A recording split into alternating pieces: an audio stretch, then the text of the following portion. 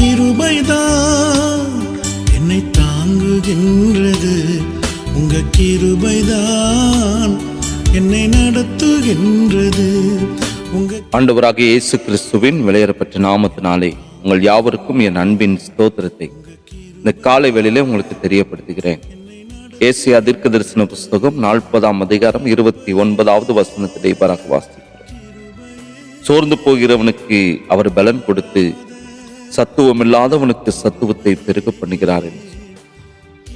எனக்கு அன்பான தேவனுடைய பிள்ளைகளை, சில நேரங்களில் சிறு பிள்ளைகளானாலும் சரி, பெரியவர்களானாலும் சரி, தங்களுடைய வாழ்க்கையில ஏதோ ஒரு காரணத்திற்காக சோர்ந்து போவதுண்டு. பெரிய தீர்க்கதரிசியாகிய எலியா, வானத்திலிருந்து அக்கினியை இறக்கின தேவனுடைய மனுஷன், மழை பெய்யாதபடிக்கு வானத்தை அடைத்த தேவனுடைய மனுஷன், மறுபடியும் மழை பெய்யும்படியாக ஜெபித்த போது மழை பெய்தது.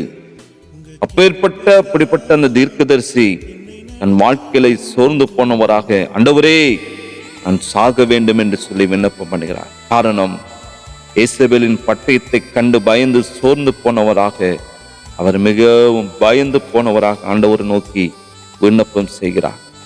அன்பான தேவனுடைய பிள்ளைகளை, அநேக நேரங்களில் உங்கள் வாழ்க்கையிலும் சோர்ந்து போனவர்களாக பல இடங்களில் நீங்கள் அலைந்து கொண்டிருக்கலாம். என்ன செய்வது என்று சொல்லி பரிதவித்துக் கொண்டிருக்கலாம்.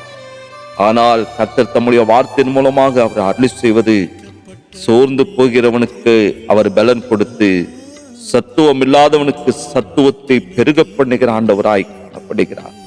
அவரை நம்பி அவருக்கென்று வாழ்கின்ற பிள்ளைகளை அவர் ஒரு நாளும் கைவிடுவதில்லை. அவர் எவ்வாறு இப்படிப்பட்ட பலத்தை கொடுக்கிறார் என்று சொன்னார், ஒவ்வொரு நாட்களும் தேவனுடைய வார்த்தையை விசுவாசித்து வாசித்து நீங்கள் தியானம் செய்கிறதான பொழுது, நீங்கள் சோர்ந்து போய் காணப்படுகிற நேரங்களில் அந்த வார்த்தை உங்களோடு கூட பேசும், உங்களோடு கூட இடப்படும். அந்த வார்த்தை மூலமாய் கர்த்தர் உங்கள் ஆத்துமாவை தட்டி எழுப்புவார். உங்கள் சரீரம் இன்னும் பலனை பெற்றுக் கொள்ளும்படியான ஒரு வழிவாசலை கர்த்தர் திறந்து கொடுக்கிறவராய் காணப்படுகிறார். எலியாவை பலப்படுத்தின தேவன் நாட்களில் உங்களையும் பலப்படுத்த ஒரு வல்லமுள்ள தேவனாய் காணப்படுகிறார். நம்முடைய ஆண்டவருடைய அன்பை பாருங்கள்.